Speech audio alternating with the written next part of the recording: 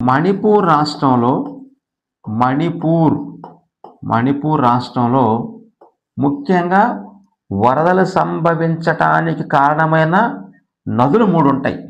ఒకదాని పేరు ఇంపాల్ నది, ఒకదాని పేరు ఇంపాల్ రివర్ నది. రెండవది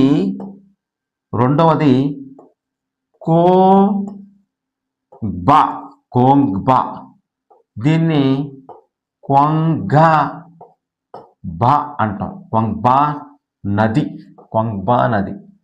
మూడవది నంబూల్,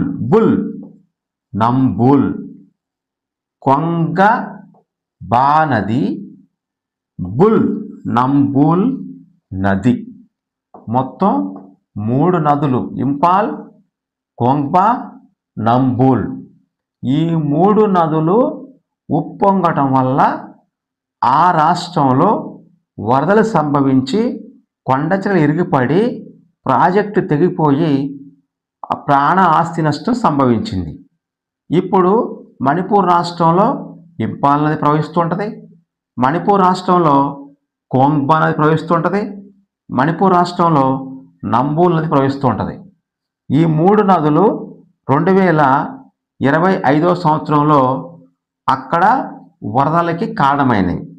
ఈ వరదలకు కారణమైన ఒక ఇంపార్టెంట్ నది ఇంపాల్.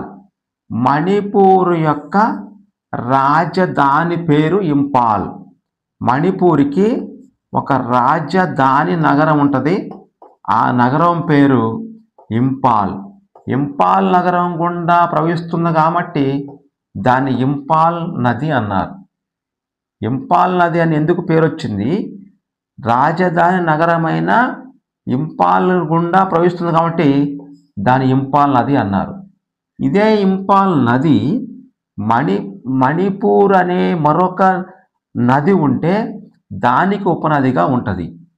మణిపూర్ రాజధాని పేరు ఇంపాల్. ఇంపాల్ నగరం గుండా ప్రవహించేటువంటి నది ఇంపాల్ నది. ఇంపాల్ నది ఆ రాజధాని పేరు పైన ఏర్పడింది. అయితే రాజధాని పేరు పైన ఏర్పడిన ఇంపాల్ నది 2025వ సంవత్సరంలో మణిపూర్ రాష్ట్రంలో వరదలు రావడానికి కారణమైన నది.